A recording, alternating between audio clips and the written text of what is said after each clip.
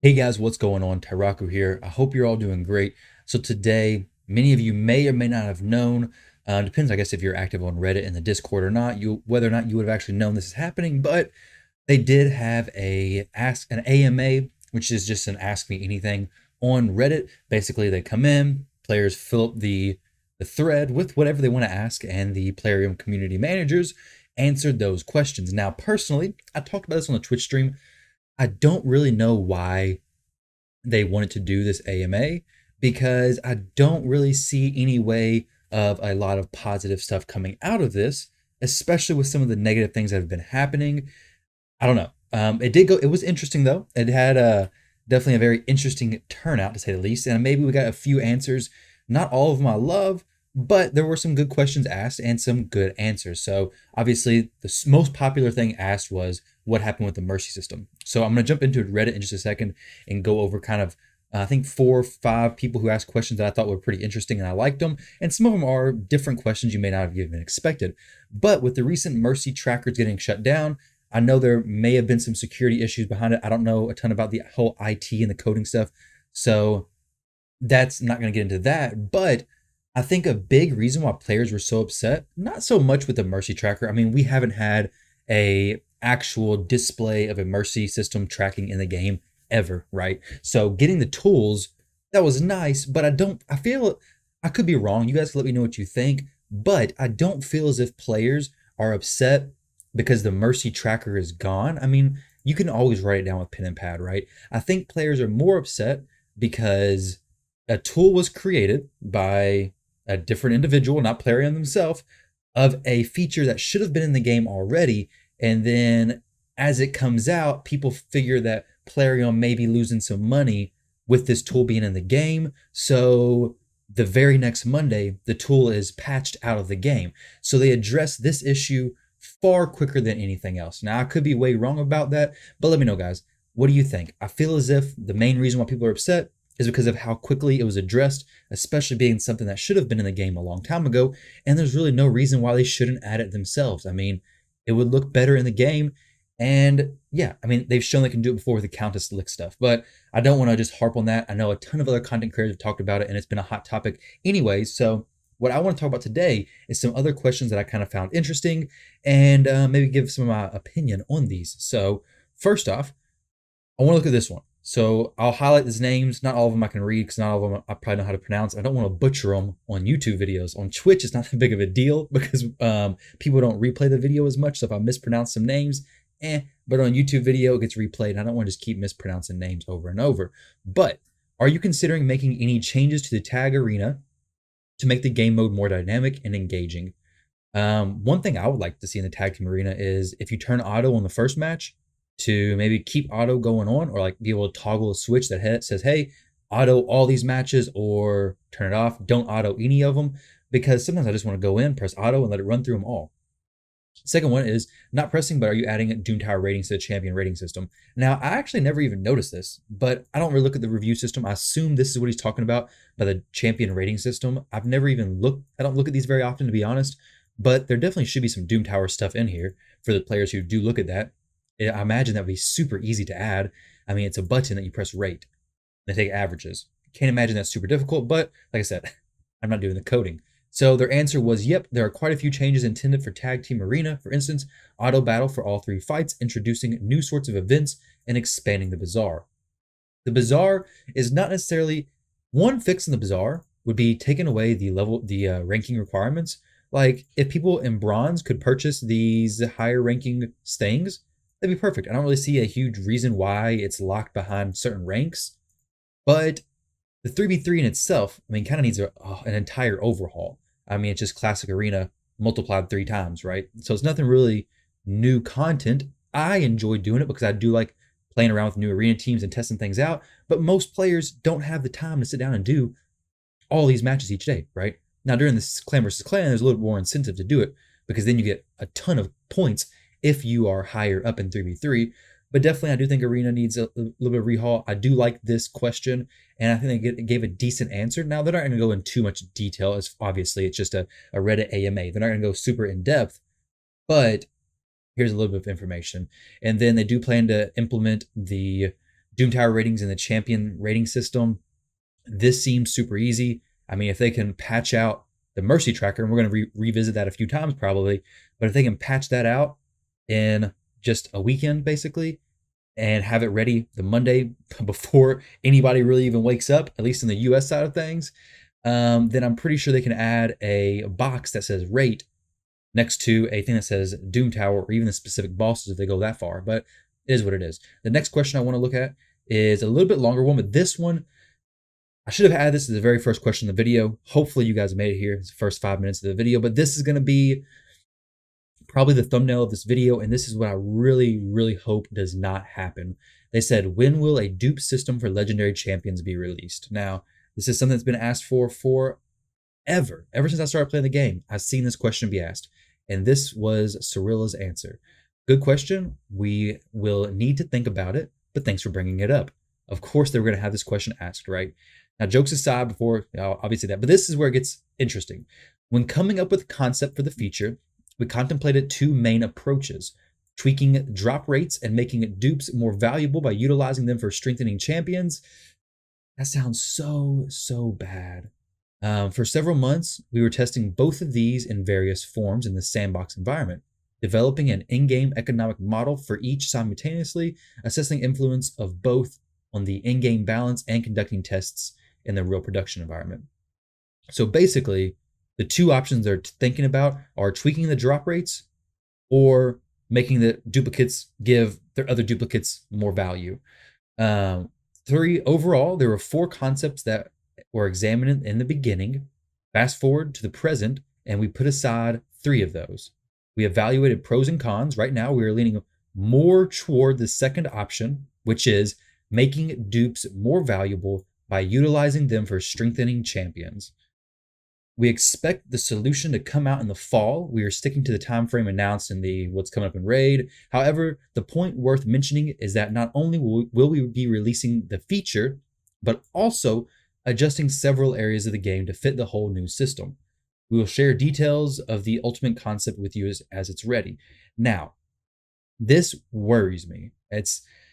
I think the clan versus clan being added, you had some players quit. You had some big spenders get a little bit frustrated with the game, they left, okay? With the added 3v3, you probably had some newer players leave the game because 3v3 may not have been that super fun for them. I don't know if 3v3 really caused a lot of people to leave. I know clan versus clan did, but the single thing that will cause a lot of people to quit, a lot of people to lose motivation would be, and I think they should clarify a little bit more as to what this duplicate system was going to be. Like, hey, if you have 4 duplicates of Duchess, what is the strengthening the champion going to mean? Is that going to mean strengthen them to the point where, hey, if I open up a Duchess from a shard, that's cool, but now that Duchess I just got is not actually a true version of Duchess, right? Like, I want 4 copies of that Duchess, so then she's good. That takes away a lot of the fun of pulling a champion, because now you know, hey, I got this champion, but somebody else has this exact champion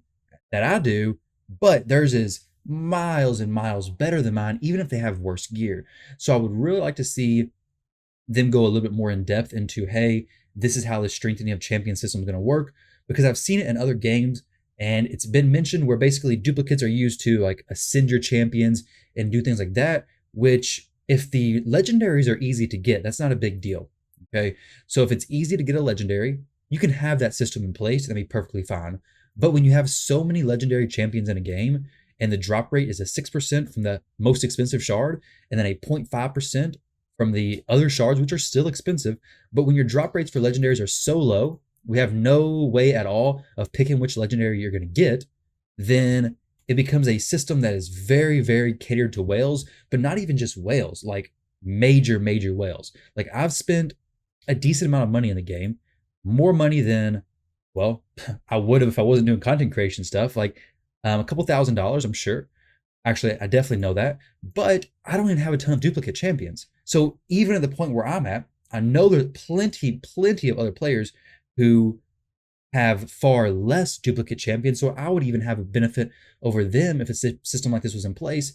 I just really hope this doesn't come into the game, because if this comes into the game, this will single-handedly make a lot of players quit. And like, it's not just going to be like, I guess, fear mongering. I really think a lot of players will quit. And I've even heard players say that, hey, if this system comes into the game, I'm not going to play. It's going to ruin motivation for a lot of people because already when you go in the arena, I mean, the arenas outside the arena, most of this stuff doesn't matter. Okay. So if the game was strictly PvE, you could have a system like that where it's fine. Okay. Because then you're just making your dungeon times faster and it's all just for personal benefit. But when you add a PvP aspect to a game, this is where things like that actually start mattering. For example, I got a duplicate arbiter. If I could combine my duplicate arbiter with my regular arbiter and increase, say, her base speed only by 20 points, 15 points, 10 points, it may actually be worth it because now I get 10 extra speed plus a big percentage boost. Now, granted, that's not saying that's what's going to happen. That could be way off when it's actually going to happen. But either way, that has a potential to be pretty bad. And it's not even just legendaries, right? So a duplicate system ideally would be all rarities of champions. So you're going to have people with Madame Saris, multiples of them. They're going to have a Madame on steroids. It's going to be crazy. But this could be all wrong. It could be a good system, though. They could have it worked out and it could be smooth, but not knowing a little bit more information and then just knowing this, being able to look at other games who've done similar things, the community is going to get a bad outlook on this because, I mean, if you look down here at these comments, this got downvoted very, very heavily. So you guys may not be able to see it, 48 downvotes. But if you look at the comments below it, nobody likes this, like nobody at all. But they didn't go very in depth with this. So it could be like things they've done in the past where they just release something where they don't go very much in depth. And then the community gets it twisted and gets it one way when it wasn't actually as bad as what it sounds. Because right now, it doesn't sound that good, to be honest. So I'm hoping that they change this. Honestly, I would rather them not even add a duplicate system if this is their only thought. There's so many other options they could do. I don't know all the options. I'm not saying that I know the best fix for this either, but I can tell you this right now is not going to be the fix. Just for the limited experience that I have with some of the other games and the feedback from this thing specifically. So that's going to be a huge, huge change if that happens. Now, depends on how much they change the game around the new system. So, I mean, if they change the game a lot, who knows? Maybe it works, maybe it doesn't. I'm hoping it does. I don't want people to quit. I want people to stay playing. I like the game. We all like the game. That's why we're playing, of course. You hear that all the time, right? Like, why would you play the game if you don't like it? So if you're still here, you like the game. At least some part of you likes the game, of course. Quality of life improvements. So this is the next question. Champion sort functions in PvP, offense, and defense. This is humongous. Okay, so when you go into the arena, in classic arena, look, I got this filter button. I can check all this stuff out. Perfect. And then I go my defense. Look, there's no filter button. I got to scroll through all my champions to find it. And I can't look in my vault. I could have champions in the vault. I don't know why. Just add a filter button right there and check the vault. This should have been added a long time ago. I mean, it's right here. Not that much more difficult, is it? And the same thing with 3v3. You go in here. They have a filter button down here. Perfect. Then you go to your defense. Oh, wait. Where's the filter button? My goodness, this is just a little simple thing, I imagine. Just adding the filter button, being able to sort. That would make changing and setting up your 3v3 defense teams and defense in arena in general so much easier. That would be humongous. That fix alone. More of a sort function for champions. Yeah, that'd be nice, but the other thing, this number one, this is huge. Equipment filter for stars and rarity. Another thing that's a lot of people mention would be very nice. Ascending and descending sort function or filter for champion rank in the tavern. I would like that, especially if whenever you're feeding your champions, that if I scroll all the way down to the bottom and I feed a 1-star champion to another 1-star champion, for example. So let's go ahead and level this guy up. I have to scroll all the way down here. This is not a big deal right here though. But say I want to rank this dude up, but then I want to rank up another 1-star after him. Well, I click this and then I exit out of this and now I'm back at the top. So you have to feed 2 champions of like the same rarity before it stops scrolling you back up to the top, because this time I got to scroll all the way back down, find another 1-star. It's not as bad for 1-stars necessarily because I don't do them a ton anymore, but the 2-star champions, when you're leveling them up, you're having to scroll and scroll and scroll. It gets a little bit annoying. And I mean, it turns a process that should be pretty fast into something that takes a little bit of time. So definitely something to be nice.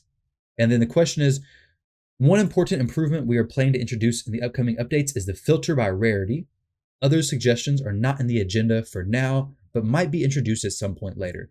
These are pretty simple, I would imagine. I mean, they fixed the mercy system thing, like I mentioned before, over a few days, all right? I can't imagine these would be super difficult to add, especially since we have Hell Hades optimizer, it sorts the gear, right? Like people who have less access to the actual data in the game created something that could sort the artifacts. And this is not, I don't know.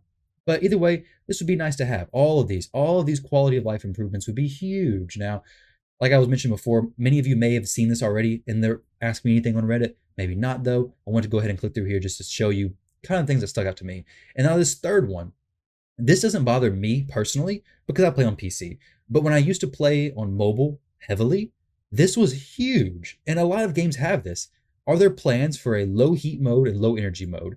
Now, that specifically, I didn't have the issue as much with my phone getting hot, but this does kind of relate to something else that I did have an issue with, and that was the clan boss not being able to run in the background, or just the game not being able to run in the background in general. That is a huge, huge deterrent.